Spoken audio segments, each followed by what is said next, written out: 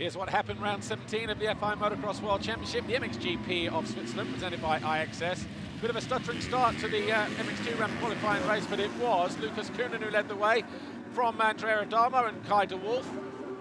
De Wolf, though, coming out of the next turn, the left-hander, eventually made a good solid pass on Adamo as he moved into second. Remember, 44 points separating the top two at the top of the championship in favour of de Wolf.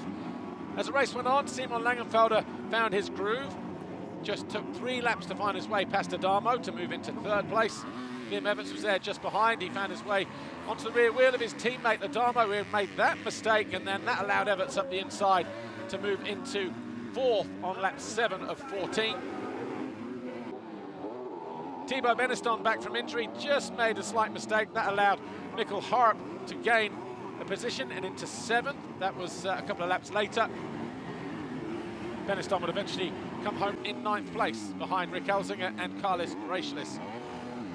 But it was as close as this between Lucas Kuhnen and Kai de Wolf. They got a little bit closer, and this was going into the final lap. Watch de Wolf here. There were back markers, so maybe a different line choice. Back end lit up, threw him down the track.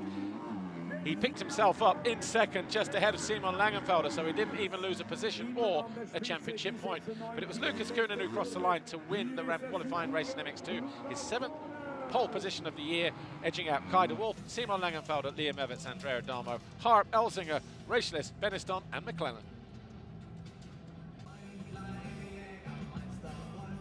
And just 43 points now separate the top 2.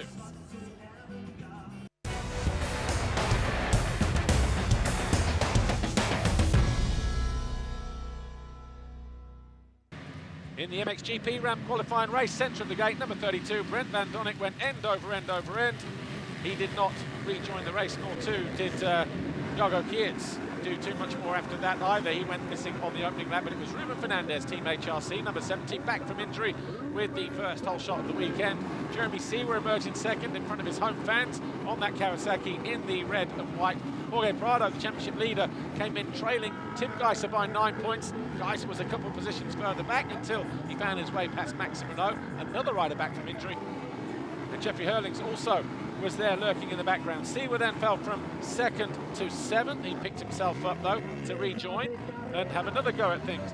Hurlings around the outside of Maxim Renault. That put him onto the rear wheel of Geiser. They were all of a sudden in 3rd and 4th. Lap 4, a change for the lead. Prado went past the Spaniard, number 70, Fernandez. Geiser then followed through a lap later as he moved past his teammate into 2nd. Hurlings made this pass to move into 3rd.